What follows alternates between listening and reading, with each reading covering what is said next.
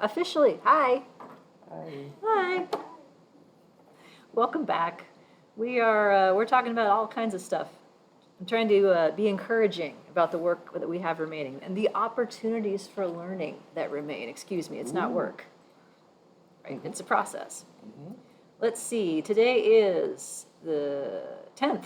There we go, that's where we are. So we have Formative Assessment 3 is open in ICON.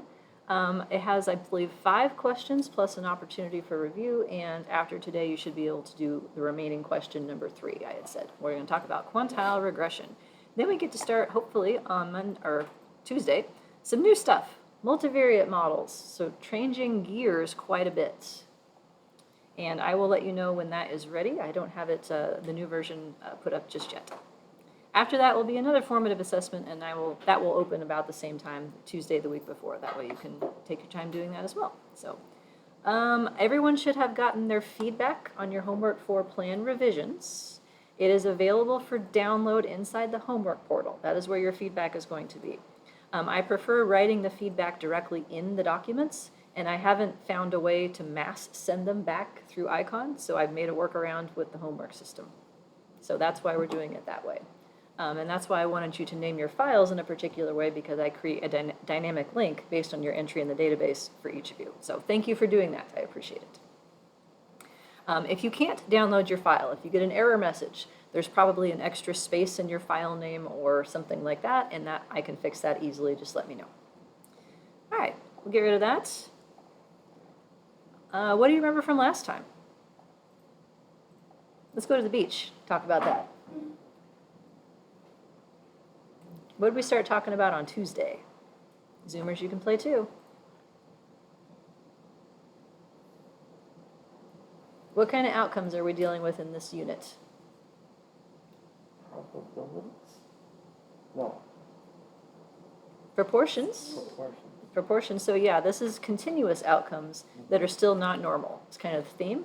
So we did proportions, and those are bounded between 0 and 1. So we would use our usual logit or probit link for that. What kind of distribution is a question, avoiding over and under dispersion. We're changing gears into continuous outcomes that have only a lower boundary, so bounded at 0, like money, time, blood pressure, things that can't go negative, minutes of activity. You can't have negative minutes of activity. Sometimes it feels like that, but not usually. So we can look at some options for how to model outcomes that look like that. So if you don't mind, I'd like to start with some pictures and some numbers. Ease our way in. Yeah, ease our way in, yeah. So we'll look at the options we discussed on Tuesday, and then I'll explain a little more on how quantile regression works, and we can see that in action as well. So I'm hopeful to finish this example today, but we'll see. You know, I can never predict how long something goes with exact accuracy. So these data are of a different flavor. These are houses. I'm not sure if it's real data or not, but there's exactly 100 homes, so odds are good it's simulated. This is where I stole it from. And we are predicting the sale of houses from several characteristics about them, whether it's a new house, square footage in hundreds, so I've centered that at 1,500 for the reference house, and then we'll see what the change is per additional 100 square feet.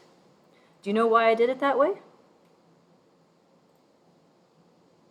Yeah, I'll take gestures. Vladimir's making gestures. Yeah, here's your key. I did it this way because of this. I'm holding up 2 little fingers to show little things. What do you think he means by that? I converted my square footage into hundreds. Smaller range? Well, you squeezed it. Yeah. Or shrinked it something. Because if I had a slope for the effective square footage, it would say the change in the price per foot. It's like minimal. Yeah, it would be 0 to like 17 decimal places. So this is the change in the price per 100 feet, which should work a little bit better. I commented on a few of your project plans or your homework plans. If you have variables like that, like if it's income in dollars and it would be change in something per dollar, that's going to be a teeny tiny number. So you may need to rescale so that your slopes are, not teeny tiny, and that can cause estimation problems actually, if the number is too small. So square footage.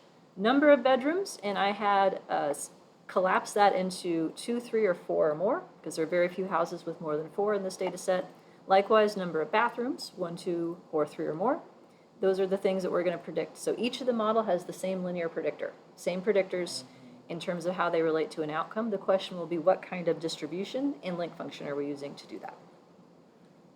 And then the usual caveats about what programs I'm using to do things. So this data set required a little bit of creating new variables to start with, recoding and such. So first thing I had to do is collapse bedrooms into 3 categories. I did that because the model was big enough as it is, and there weren't that many houses that had 5. So I am setting it up so that 3-bedroom house is the reference. So if it's 3 bedrooms, then I have 2 new variables that are both coded 0. I have named, let me make this bigger. I have named those variables bed 3v2, meaning 3 bedrooms is my reference. The first variable is going to tell me how the price changes if there's only 2. And then the other ones are going to tell me how the price changes if there are 4 instead of 3. So I'm picking the middle as the reference essentially for this. Did the same idea for bathrooms. So I have 2 bathrooms as my reference. I had to rescale square footage. So size minus 15 divided by 100. So this is square foot, 150 would be the reference point. I'm also making a square term because I don't think that the effect of square footage is linear. I think at some point it should level off and more isn't going to drive the price up as much. I also am log transforming price to show you what a log normal model would look like. And then I have labels here for everything, as the good little data analyst I was taught to be. And we're going to use a Stata user-defined function called L-gamma as well. So I have notes here that you would search for this, install it from the window that pops up. To do the same things in R, I'm seeing that. I need to fix that later. That's from an old version of this. Same idea, initializing my 2 new slopes and then coding them to 0s and 1s based on what I want them to mean. Yes? On the last pair of codes for 4 and 5, Yes. could you have collapsed that? Let's say that you didn't know your data, but you knew you wanted to cut off at 4. Mm-hmm. Could you have done greater than or equal to 4 as a cutoff Yes. for your, okay. Yep, you could have. Okay. And I'm not saying that you should, I'm just, yeah. Yes, you could have. I wanted to show like every case in the data set, but yeah, you can use equality signs and greater than or equal or any of that kind of stuff. Okay. Yes, go ahead. I continue constantly get confused with the word versus, because to me the word versus gives me like a right away and it doesn't make sense. So when you're coding these terms, that 3v4 is like 3 minus 4, 4 minus 4 minus 3. 3v4 is 4 minus 3. Yeah, you're absolutely right that versus can be viewed either way correctly. But the way that the reason I have it this way is I do it consistently across all my stuff so that I know what I mean. In the way the data are coded, the group that is first has the 0, and the group that is next has the 1. So that's why I write it that way. It's like numeric order. But you're correct in that if it works out that it is the model implied mean for 4 minus the model implied mean for 3 is how you compute that slope. Next question. Yeah. If you know that a particular group has a small amount of data and a different group has a larger amount of data, would it matter which one you made your reference group? No. You're still going to get the same results. You So, will or same equivalent results. Yeah, Yes. So equivalent, if yeah. you had one large group and one small group, you can make whichever one the reference, and whichever one, like if you switch it, the sign will just be backwards. Okay. But it's an equivalent model. Okay. A lot of people would pick the reference group to be the largest group, but that's just a convention. It doesn't really matter. Okay. And I know this code is probably less efficient than it could be using tidyverse or any other nonsense, but this is clear. My goal is transparency, not efficiency. Once you get really good at coding, you can find ways to be efficient.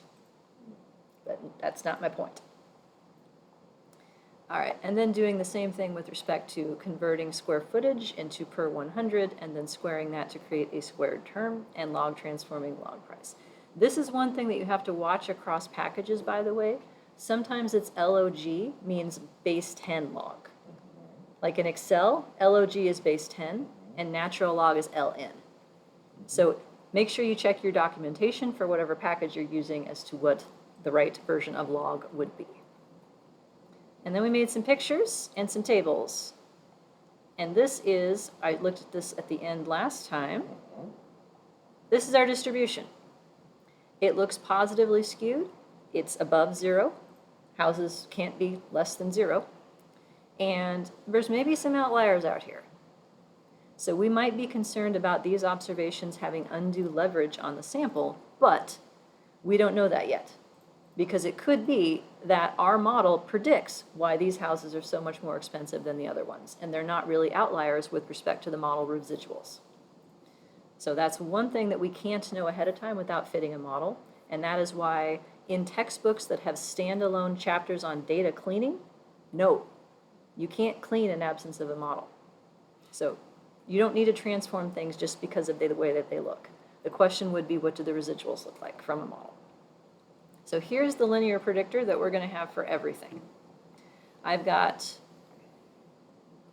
a main effect of whether it's new construction, whether it is 3 bedrooms or 2, 3 bedrooms or 4, 2 bathrooms versus 1, 2 bathrooms versus 3, and then linear and quadratic effects of square footage.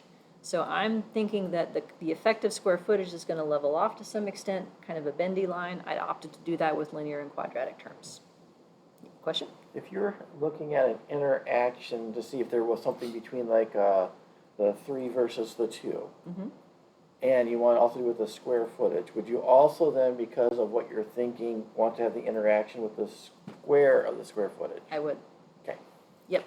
There's actually a literature on that a lot of times what looks like interaction terms are because the model needed nonlinear effects, and they're trying to sort of like recreate each other. So that would be something I definitely want to rule out, is like, is it nonlinear, is it interaction, or is it both?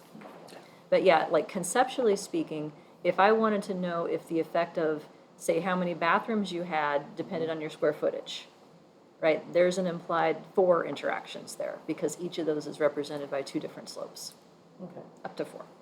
Thank you. Sure. Okay, other questions? So I put in the things that should predict house prices in this mostly fake data set, I'm pretty sure. So first thing we're going to do, what if we did nothing? What if we just fit a standard linear regression general linear model? We're going to do that, but I'm using maximum likelihood estimation for comparability with everything else. Standard general linear models are estimated using ordinary least squares, which is the same thing as something called residual maximum likelihood, which is not the same. A little bit different. That is something you will hear more about if you take coursework on multi-level modeling. That's where that term shows up. It doesn't show up anywhere else, really. So first, GLM and Stata. How do I know that this is a standard general linear model based on what I've asked from it? What tells me that? Gaussian, normal. What about this? I would say you have an identity leak. Identity link. I am myself. Yes, that means times 1. That's your link function. Do you know what your inverse link function is? Divided by 1. Yep. So this is, I believe, the default. So you might think you're running a generalized linear model, but if you forget to tell it what kind of link and distribution, you're actually running a general linear model.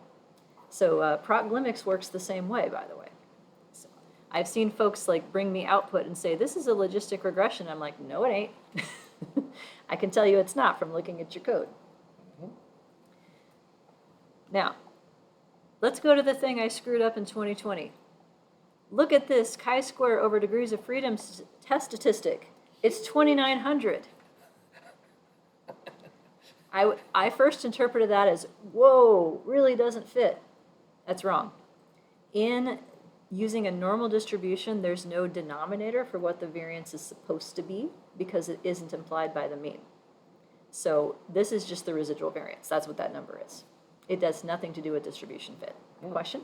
Sorry, Lisa, but I have a quick question. Yeah. In your model, your notation says that in B sub 6, you are taking a square foot minus 150. But we divided 1,000 by hundreds. That should be 15. Or are you taking 150? It is, so the subtraction part is in the original units, which is feet. And then I converted it into per 100 by dividing that result. Ah, okay. Great. Yeah, so that's why, like, it's 150 in the variable as it is currently scaled, but what it means is a square footage of 1,500 as a reference point. That makes sense. Thank you. Yep. Thank you for the clarification. All right, so then let's see what happens. We've got all our slopes here.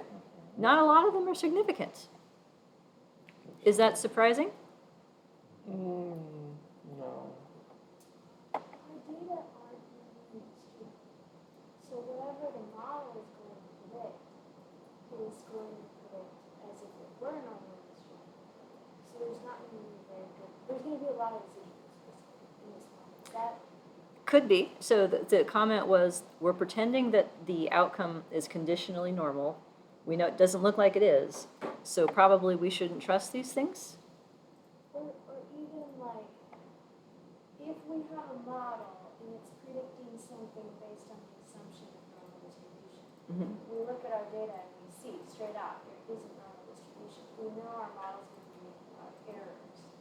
So if we were using ordinary least squares, there'd be a lot of residuals. I know we're not using ordinary least squares. It's a slightly different method of estimation, but they would converge onto the same things.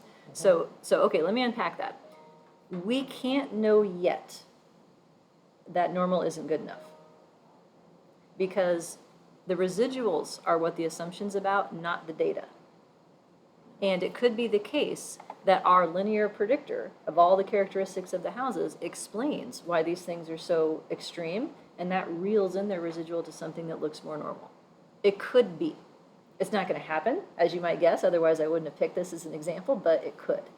And then to the idea of we're assuming normal, with respect to the standard errors, that's important, because the numerator of each of these standard errors is the residual variance in the model, and that's one number.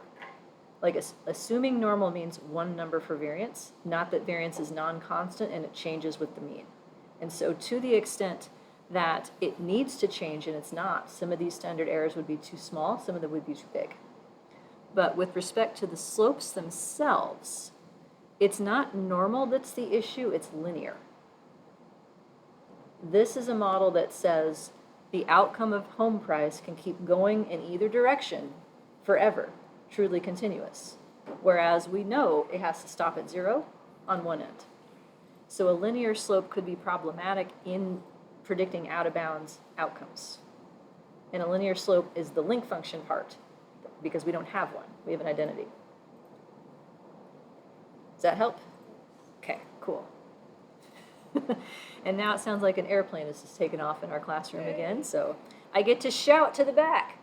Devin, can you hear me okay? All right.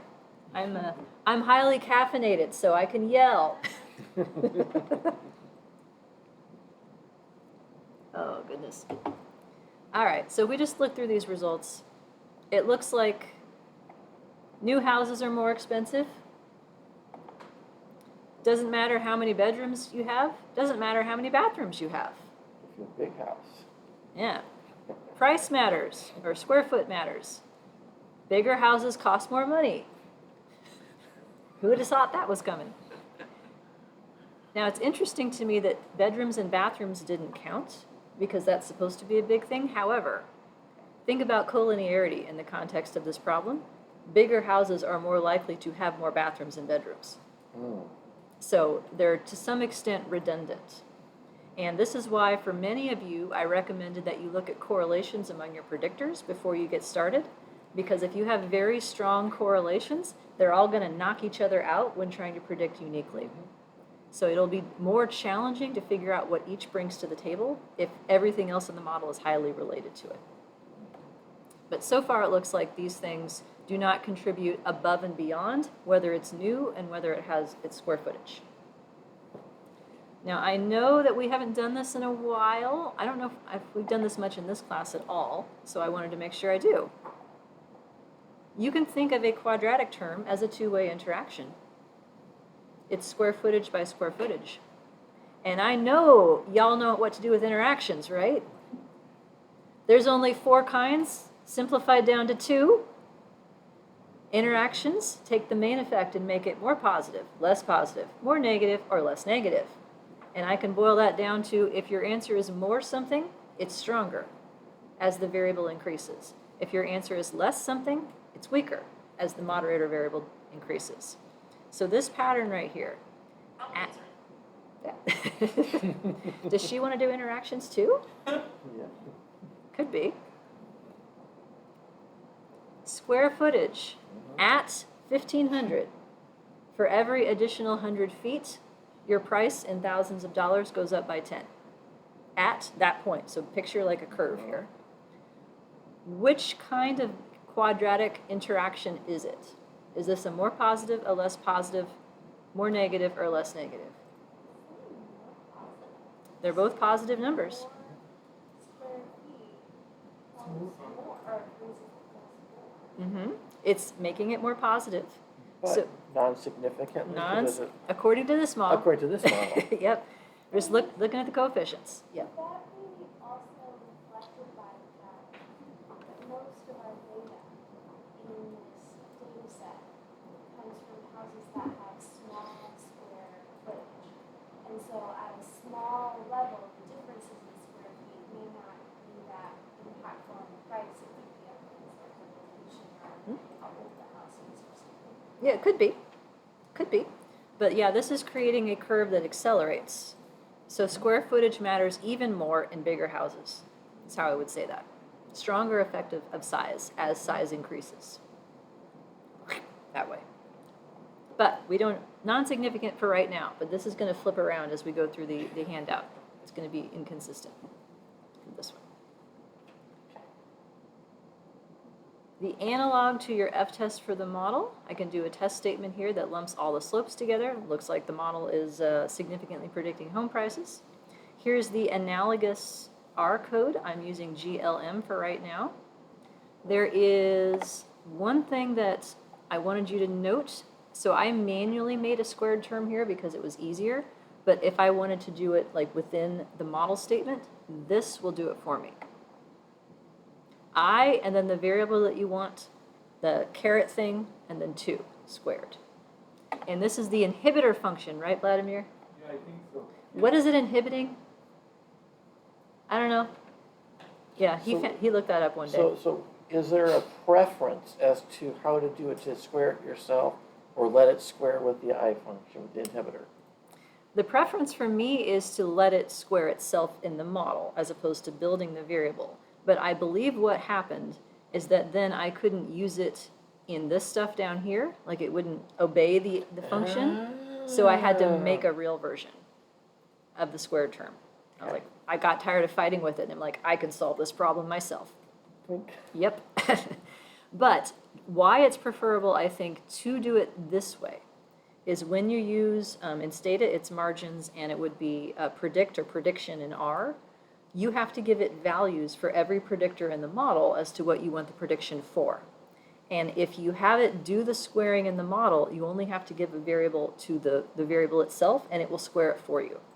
Whereas if you enter it as a separate variable like this, it doesn't understand that those are connected. And so I'd have to give 2 values at every point because it thinks of these as 2 separate things rather than as this thing squared. Okay, so does the inhibitor by itself put both of those terms in, or is it only the square term? Only the squared term, Okay. as far as I know. Okay. Yeah, you still have to write the linear term. Okay. It's just that then it understands they're connected Yeah. in building predictions and other stuff. But Yeah. it didn't work with the rest of it, so that's why I did it. So same results in R in this case. Let's see here. Here's some residuals. So these are plots from SAS.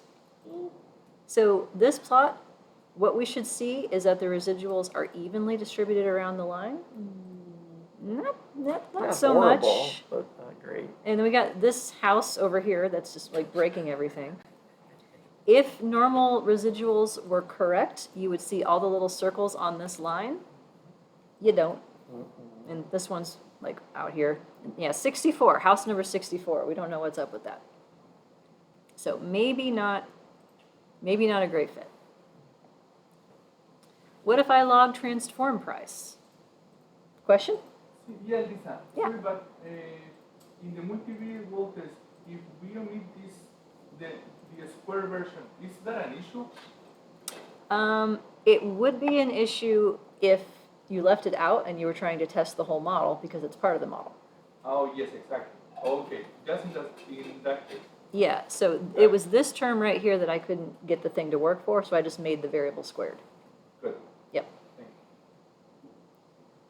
Yep, and I could just make the squared variable for this thing and put the other one in the model. Like, that would be okay, but I didn't want to be inconsistent across what I was doing. Thank you. Yep.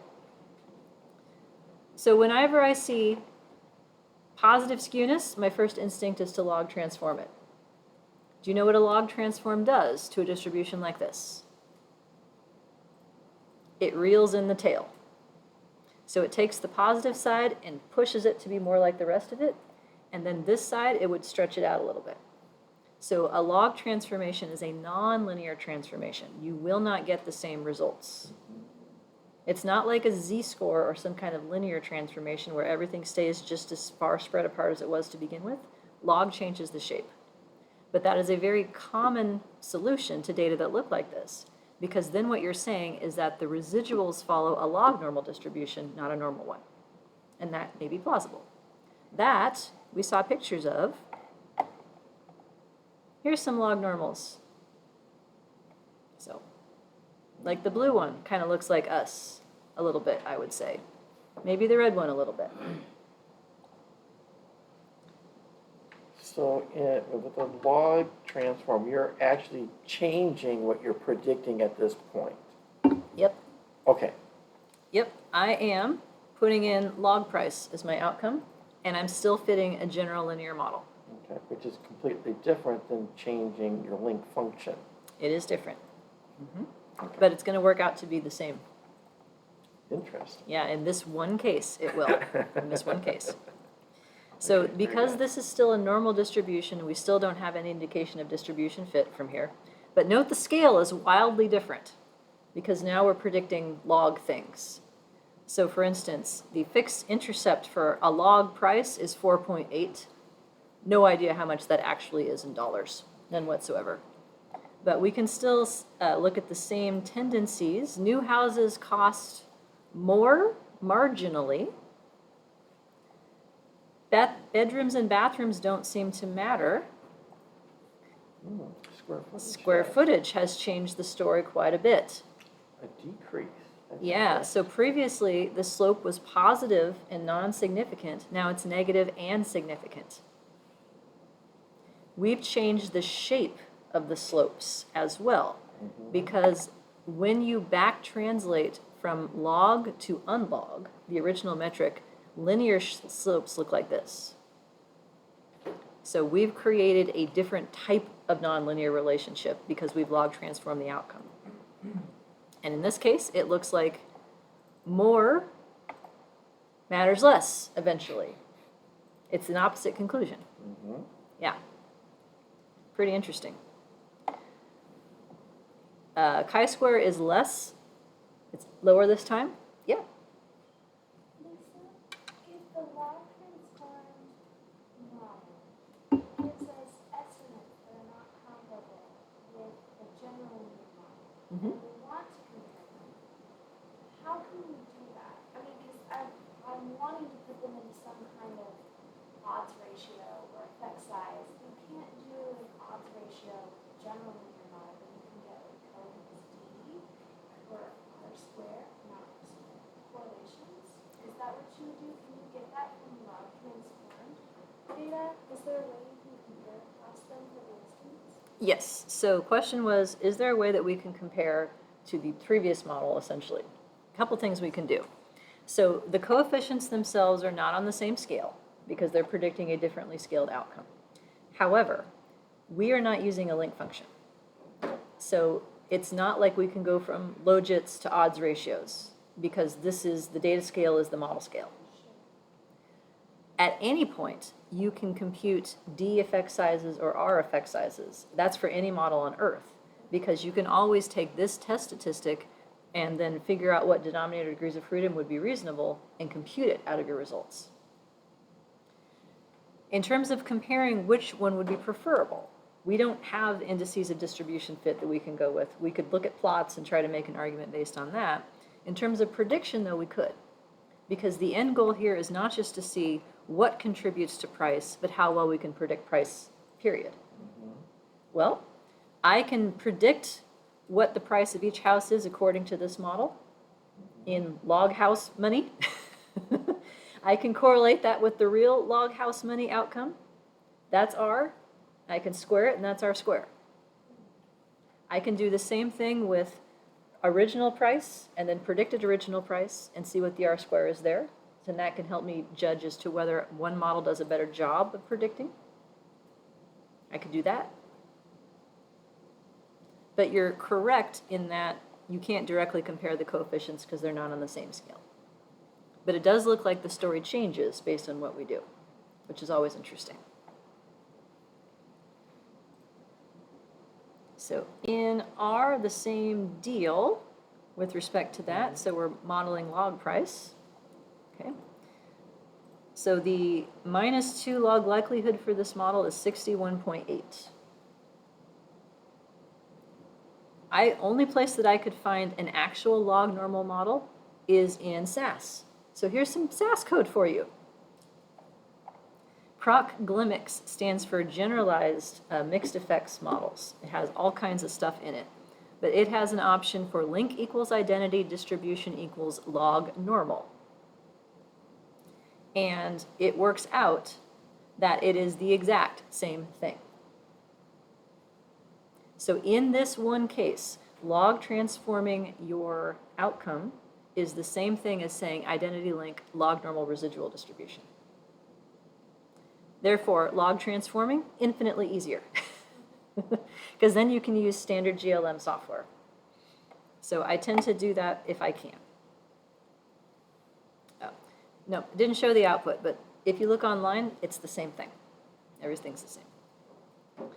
We also had, in addition to log normal, one more that I wanted to show you pictures for, gamma. So gamma is a distribution for positively, that's bounded at 0, no upper bound, and it tends to be used for positively skewed stuff. So because you can create differently shaped things here. We can do that in SAS and or Stata and R with a catch. There is a GLM option for gamma, but it doesn't estimate it in the same way. It does something called, I think, iteratively reweighted least squares instead of maximum likelihood. So the results didn't match. Someone figured this out and wrote their own function that does it, and then I found that and we're using that. So it's L gamma instead of GLM. So what that is doing is putting on a log link and a gamma distribution instead.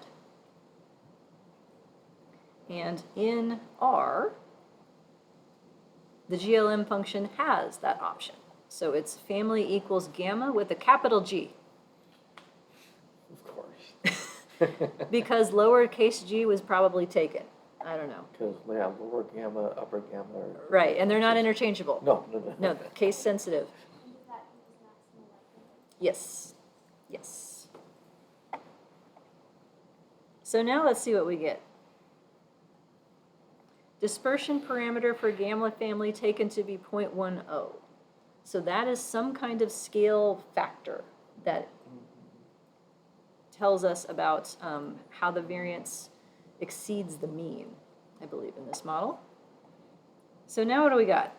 Log scale. Intercept of 4.8 in log houses. So this is the log of the expected price. Now, being a new house doesn't matter. How many bedrooms and bathrooms still doesn't matter.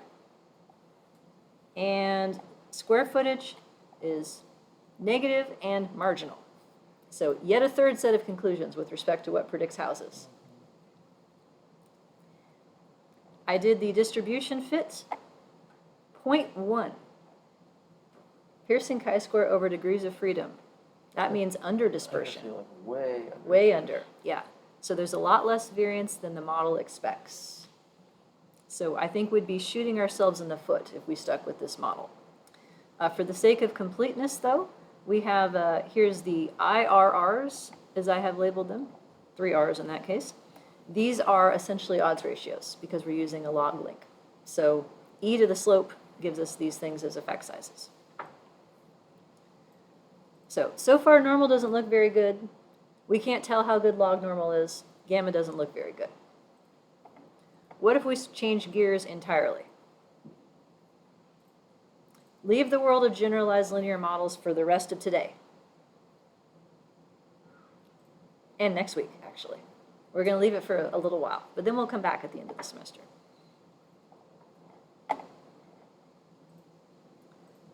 A better way of handling outliers. Slide 17. So when lack of distribution fit may be due to outliers, or you're worried about just them having undue leverage on the solution, a robustness check, a sensitivity analysis as they're sometimes called, try it different ways and see if you come to the same conclusion. That's the idea. One alternative you might consider is quantile regression. Who's heard of this? One person. We talked about it on Tuesday, very briefly. So you've heard of it, maybe. I know from farming. Ah, and what did he use it for? He used it to predict, also same thing I was doing in my study, plagiarism. He's predicting plagiarism. And, in an assessment test. and what made him use this analysis technique? I don't remember. We don't remember that part? Yeah. Okay, fair enough. This is something I think I had said on Tuesday. I didn't learn this until I was an associate professor. I had never heard of this before, but I think it's super cool and it's super easy. Like, it's not a hard thing to learn. So I wanted to include it as another option for things that aren't quite normal and we don't necessarily have a built-in, like, good choice for it. Like, this data set is kind of ambiguous as to what should happen. So how it works differently is that it's changing what we're trying to predict. So normally in general linear models, we try to predict the mean of the outcome. And we don't need to have link functions because in general linear models, we assume that everything is continuous and unbounded, so we can't go out of bounds. So if we start with an empty model, we only have a fixed intercept. That's the mean of the outcome. And then we start adding in predictors to create customized means based on your pattern of predictor values. But they're still means. And how that works is that what is being, let me have to say this, what is being solved for, essentially, like how the model knows what the right answers are going to be, is by finding the fixed effects that make the sum of the residuals, so we have, this is E essentially, squared, summed over people, the smallest. Sums of squared residuals. Basically, with the parameters that are the best make the E's collectively the smallest. And so that is called an objective function, meaning what is the thing that we're trying to solve that will give us the right answers. And the slope standard errors are a function of the residual variance then, like this, and the accuracy of that rests on the residuals being independent and normally distributed with constant variance. So it can go awry. But in distributions with skewness or outliers, the mean may not be a good measure of central tendency. If you have positive skewness, that's going to pull the mean away from the center. If you have negative skewness, it's going to be pulled away the other way. So what if we went with a better, more robust measure of central tendency, the median? Do you remember what the median is? Data in numerical order, cut it in half, there it is. Yeah, it's the middlest number if you line them all up. So by definition, 50% of the sample is above and 50% of the sample is below. That is not true for a mean. It's only true if you have like perfectly symmetric data, then the mean, median, and mode will be right on top of each other, but to the extent you have skewness, they diverge. So you end up with a different answer. So how are we going to do this? We're not going to make this the thing we try to figure out to judge what the right answers are. We're going to change the objective function. We're going to use the absolute value of the residuals instead. Small switch. So now we are trying to figure out what the slopes are that make the absolute value of the e's the smallest. That turns out to be difficult. Basically, the function that gets created as you get closer to the minimum looks like this. It's pointy. The one that results from the usual way of doing it is a parabola. So you can figure out when you're at the minimum, basically if you think of a slope changing down the parabola, when the slope gets to be flat, you're at the minimum. If the slope is going the wrong way, you know you went too far. If the slope is this way, you know you're not there yet. So based on the pattern of the slopes, those are called first derivatives, you can figure out when you're at the bottom or the top. So minimizing the squared residuals going this way is the same thing as maximizing the likelihood going that way. Same idea. But the idea that it's curved means you can use differentiation to figure out which way you're going and how quickly you need to go there. So if the likelihood is really flat, then that shows up as very small changes in the slope as you go versus a likelihood that's very tall, very fast changes. For this kind of function, it looks like this. That's terrible with differentiation. You can't differentiate it. Like you can't figure out when you're at the bottom. So it doesn't work. Question. So what happens is then you have to have a different way of finding the standard errors because they come through with the second derivatives. Yes. So could you attempt to rely on symmetry to try to find your minimum? No, Oh, because stay tuned. But Oh. symmetry is going to be important in the next slide. Okay, sorry. Yep. Didn't mean to jump ahead. Yeah. So this does not have a closed form. When you see that expression, that means formula that works. Like you just load it and it goes. So what it has to do is sort of search. Like, what if I tried this number? Now what is it? If I tried this number, what is it? What if I tried this number? And they keep trying things until they find something that collectively is the smallest. So it's an iterative process. And because we can't, it's too pointy, can't differentiate, that means that we can't have standard errors. So we have to find another way to find them. So this is something that I know Ariel goes over when he teaches intermediate instead. You may talk about this in design of experiments. You nodding? He does? Yeah, I know I think he's a big fan of this. Bootstrapping is another way to get standard errors. And this is a good idea for many reasons. If you're worried that your distribution doesn't fit, this is more of an empirical way to get standard errors and have some faith in them, as opposed to what the model expects them to be. The logic of bootstrapping is you take your sample, you run your model, you get your results. Then you resample your sample with replacement. So like you draw 30 cases and you can keep drawing and the same people can be inserted. Redo it. And you keep doing this over and over and over again, like 500 times. And so then you have a range of like what the slope turned out to be each of those 500 times, and you have a plot, like a histogram. And then the right answer, like basically is the middleist, and then how far around it goes. Like you can say, essentially like one standard error should be one standard deviation of this distribution.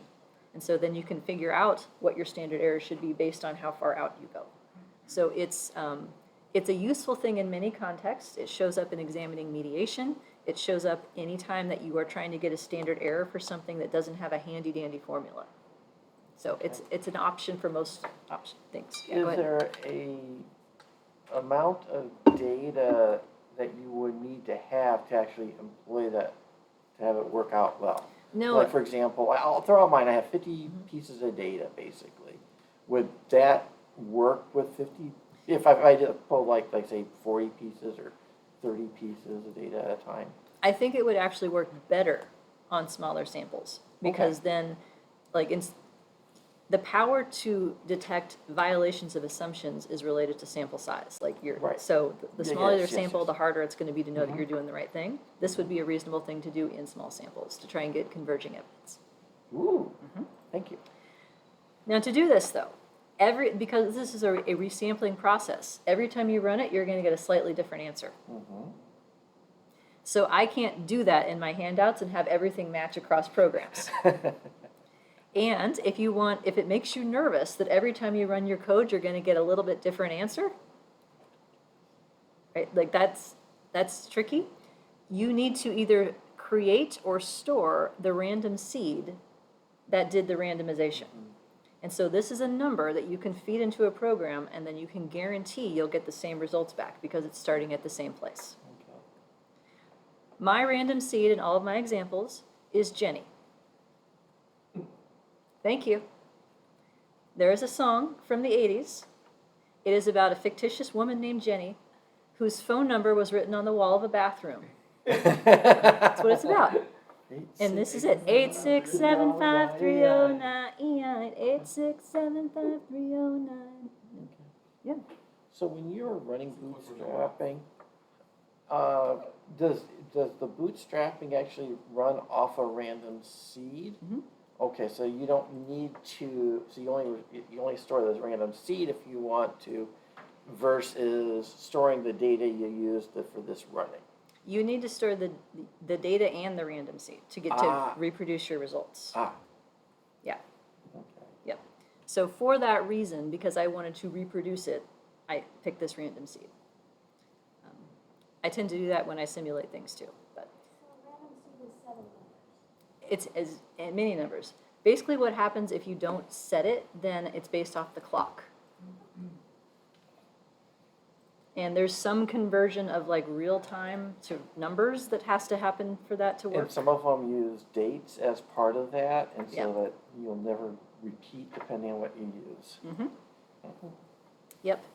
And in resampling things, they get very, very complicated. So like in Bayesian estimation, like random seeds needs to be saved for that as well.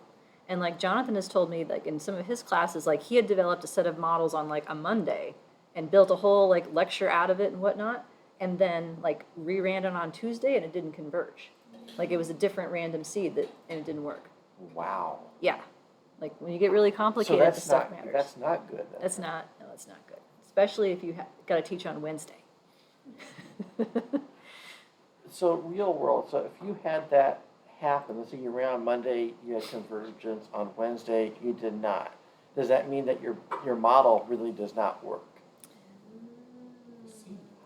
It would maybe, it would make, maybe it would it's a give me tweak. pause. Let's put it that way. Okay. It would give me pause.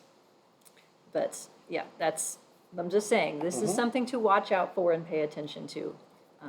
That way you can make sure that you get your results back. We are still assuming independent residuals though in this case, and here are the routines that we're going to use to do it. So now to your point, symmetry. There's nothing magical about the 50th percentile.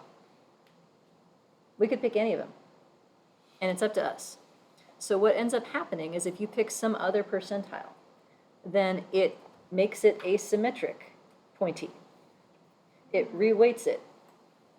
So this creates a weighted function that separates residuals above or below 0 on that point. So then you can have the objective function find whatever you want. So the way that I like to think about this is that it's analogous to having an interaction between a predictor and the level of your outcome. That's the way I think about it. So here's a couple examples of when this might be useful for research and practice. And there's an article on your reading list that goes further into detail about how quantile regression can be useful in education. When I saw that title, I was like, yes, that one. So thank you, whoever wrote that article. For instance, does a student intervention help low-performing students more than it helps high-performing students? Mm-hmm. This is what Kwame was doing. Okay. His proficiency level and plagiarism. He also did a serial infinity model. Because the thing is, most people don't plagiarize. Mm-hmm. So that's why using like the general or generalized models would fit. Yeah, so like for this, I might say, let's look at the slope of intervention at the 25th percentile, the 50th, and the 75th. And I can actually do a hypothesis test to see if it's bigger predicting the 25th than the other two. I'll show you how to do that. I had an example I built a long time ago with these models based on my master's thesis, actually. In older adults, does age predict response time to a greater extent for slower responders than faster responders? It does, turns out, in my example. And in ours, does square footage matter more for cheap houses than for expensive houses? Same idea.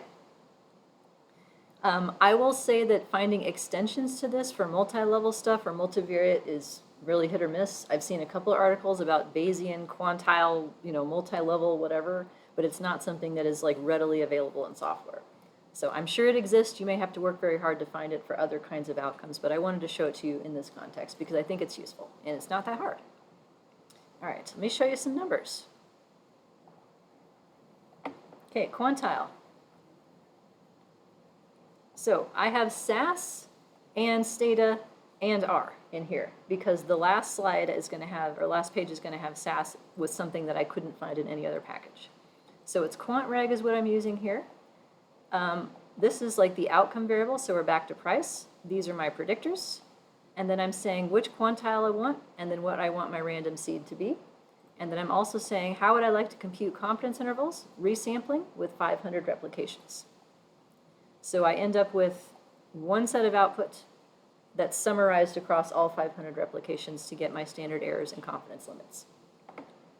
So then the definition of the intercept, this is not the predicted mean when all of my predictors are 0. This is the predicted median. Okay, or the predicted whatever quantile Exactly. you look at. Yep. So this is the expected median for an old house with 3 bedrooms, 2 bathrooms, and 1,500 square feet. And now, square footage is back to positive for the quadratic term, and it's back to significant.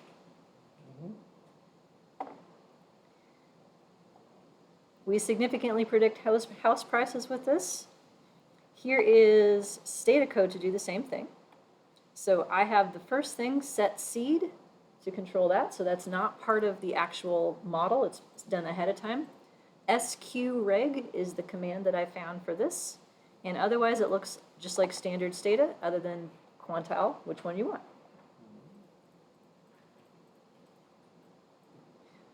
Stata's answers are different than SAS's,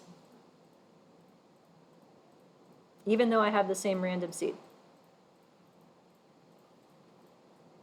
So they are different not with respect to the coefficients, but with respect to the standard errors. So we've got, for instance, standard error of 2.5 on that, 2.3 down here. So you'll see variation across programs and packages on this. You're not going to have homework on it because there's no way I could standardize it to be something that would work for everybody. In R, I found RQ. Let's see what package that was from. I don't remember off the top of my head. I usually say what packages I just took, though. QuantReg is what it's called. That's the package. Quantile regression, gotcha. Yep. Yep. Let me find, where are we at here? Oh, here we go. 50th percentile.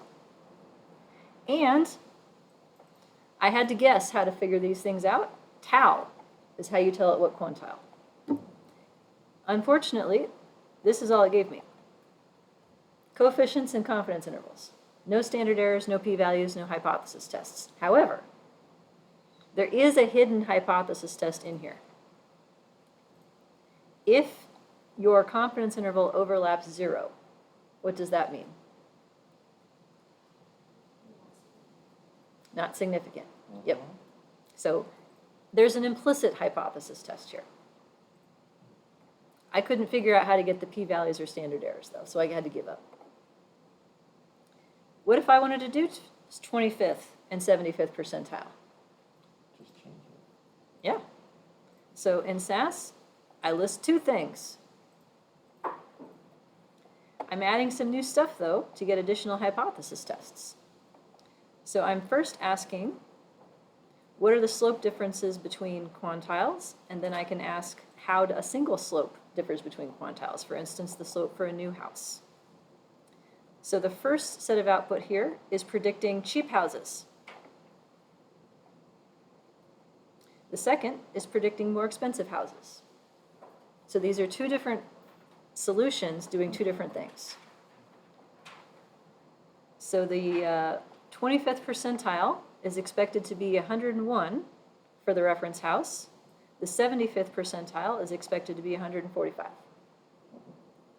And in terms of what we find with respect to square footage, quadratic is non-significant, decidedly, at the 25th percentile.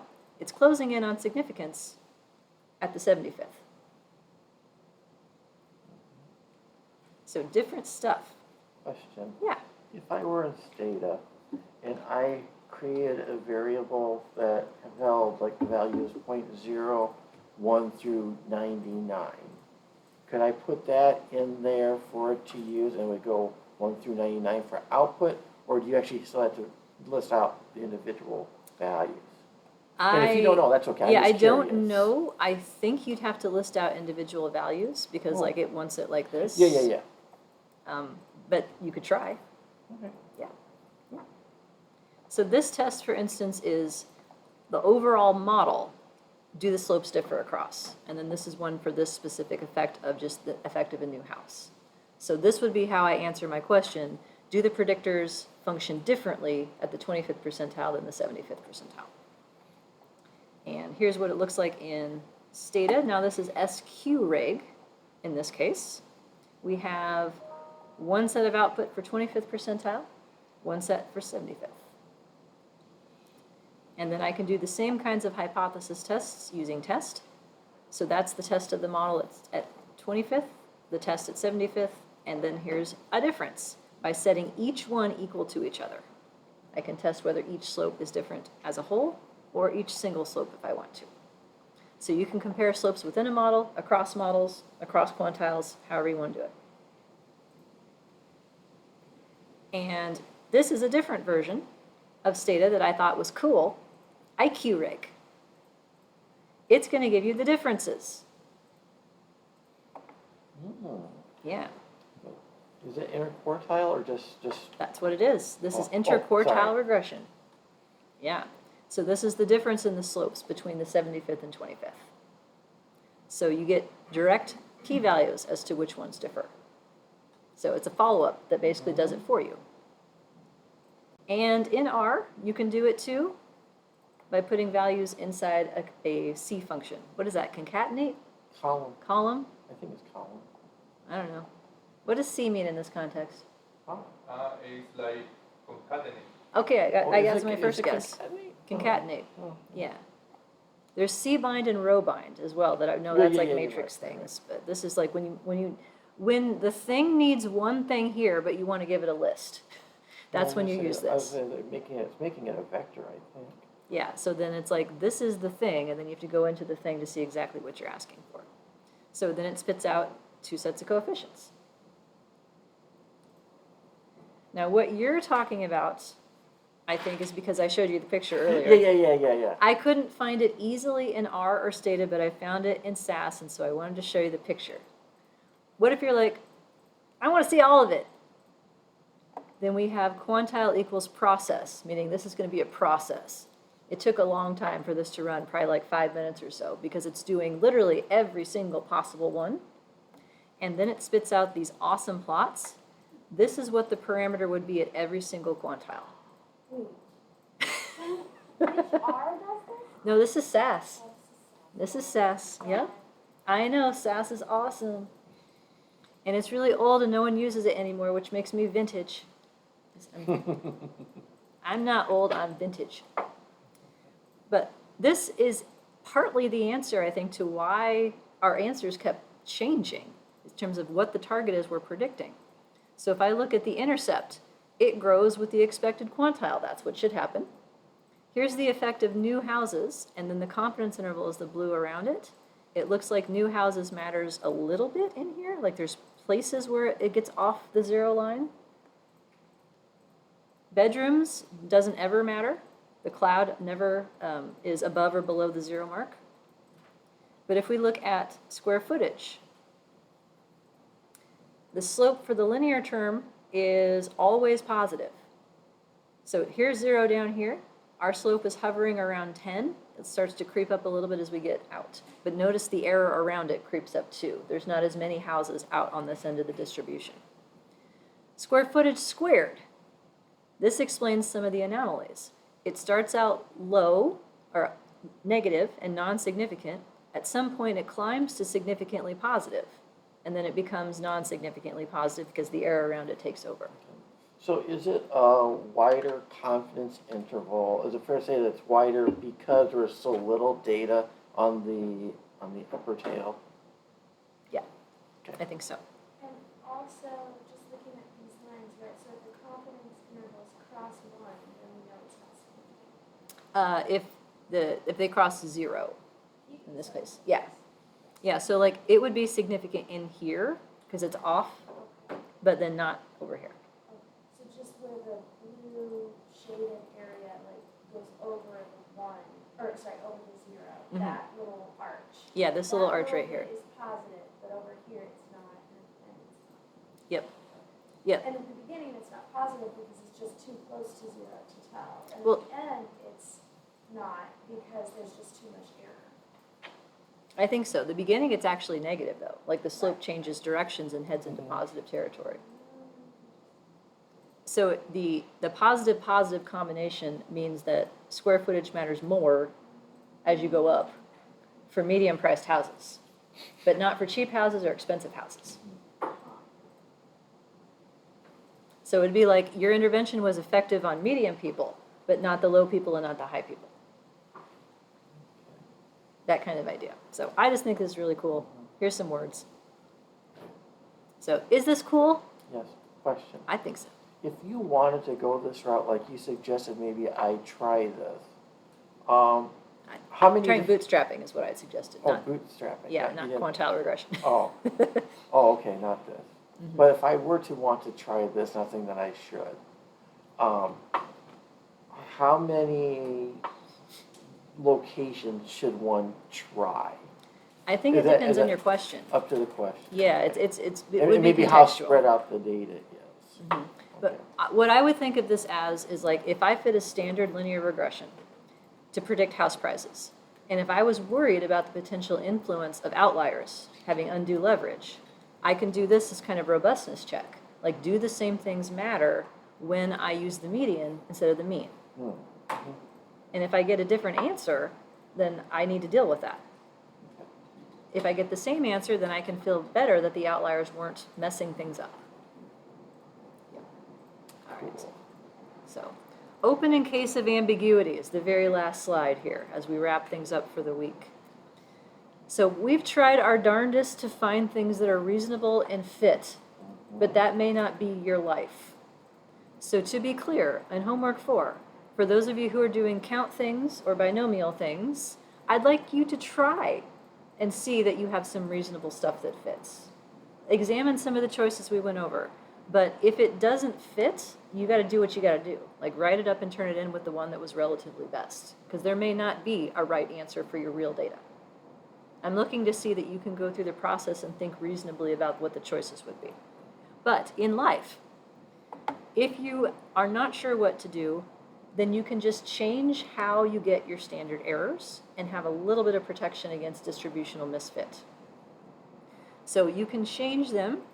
So Stata, for instance, uses something, the default is using an observed information matrix, which is based on the data. Other options are robust, bootstrapping, or jackknifing. So bootstrap we talked about. Jackknifing is take one out and do it again, take one out and do it again, like that. Robust, this is related to something called, and it's a sandwich estimator, if you've heard that term. It's supposed to figure out what the empirical pattern of heterogeneity of your residuals is and try to adjust the standard errors based on what you actually have as opposed to what the model expects. So it should work better, especially in smaller samples, but they need to have a different kind.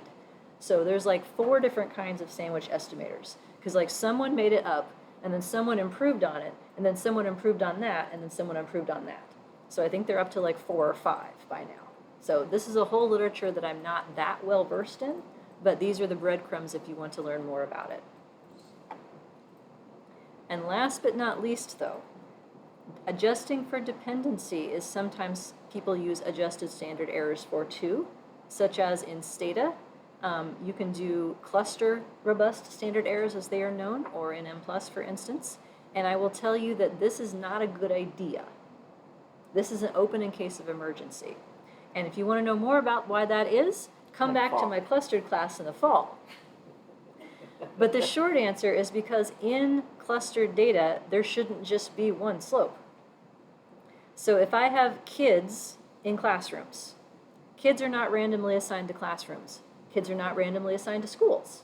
So if I have something like the socioeconomic status of a kid predicts how well they're going to achieve on some test at school, is it also the case that if I go to a school with lots of rich kids, I'm going to have a better outcome because of the environment and the resources that school has? Absolutely. So if you want to talk about what is the effect of having SES that's more than other people, that's one idea. What's the additional effect of having SES that's more than other schools? So these models don't appreciate that you're examining relationships at two different levels simultaneously, and they need to be two different things. They smush that into one thing. So you will get more accurate standard errors for the wrong answer. And that's why it's not better. Because one slope has to do the work of two. It's going to be a weighted average of them, and it's not going to reflect either. It's not going to reflect the kid or the school. It's going to reflect some kind of amalgam of both. So I would not recommend that, but that's why. 311, we did it. Yay. We persevered through all of lecture 4 and example 4B. Yes, let Your us face says it all, exhale. Rebecca, I'm sorry. We did it. Can you explain the slide a little more? I don't understand what we do. Like, why do we need to adjust our standard errors? This is in the situation in which you're not sure you made a good choice as to what kind of model distribution you're using. If everything you've tried results in some kind of over-dispersion or under-dispersion, or the things stop converging at some point, and you're not sure which way to go.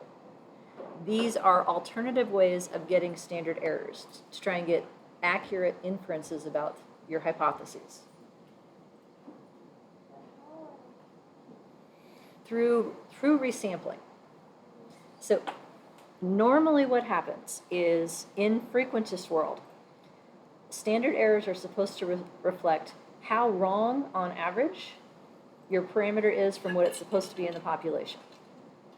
And it is only using one sample to anticipate what would have happened had you done the same study over and over and over and over again. Bootstrapping and jackknifing and other things like that are only taking one data set and reanalyzing it, switching up exactly who's in it. They're trying to mimic what would happen if you redid the study over and over and over and over again, but just using your data. Okay. Question. For, you showed how to use bootstrapping, I get it.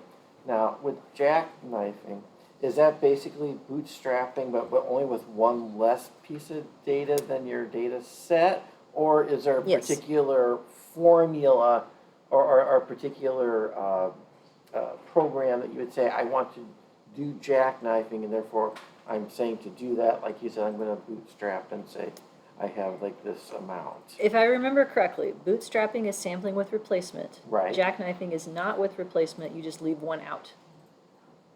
Oh, but you do it multiple. Yeah, so if Right. you have 100 people, you have 100 models, each Right. with one person missing. Okay. And then you look at how spread out the results are. And then a standard error is one standard deviation in that distribution of what your results turned out to be. And they don't have to be symmetric, right? So if you build a confidence interval, you're assuming it's symmetric. But if you're building a confidence interval of something that has a boundary, it can't be, like a correlation. And so you can get an empirical confidence interval based on what the actual spread looked like, and it can be whatever wonky shape it needs to be because of boundaries and other things. Cool. Yeah, it is cool. Yay. Yay. All right. Questions or comments as we wrap up for the week? I think I'm robust enough to get through the weekend. Yes. All right. Then, let me see, what are you working on? You have formative assessment you can now finish Yay. for Tuesday. No, wait, is it Tuesday or Monday? Yeah, it's It to be is- it is- discussed on Tuesday, to be finished on Monday, per usual. That way we can read the answers on Tuesday morning and be ready Okay, to rock and just roll. making sure I was, Yeah, that's my why. mind is, yeah. Due Monday, talked about Tuesday. Yay. All right. Let us know if you need any help as you start working on homework 4. And otherwise, have good weekends. Take care of yourselves. Thanks for being here. Bye, Zoomers.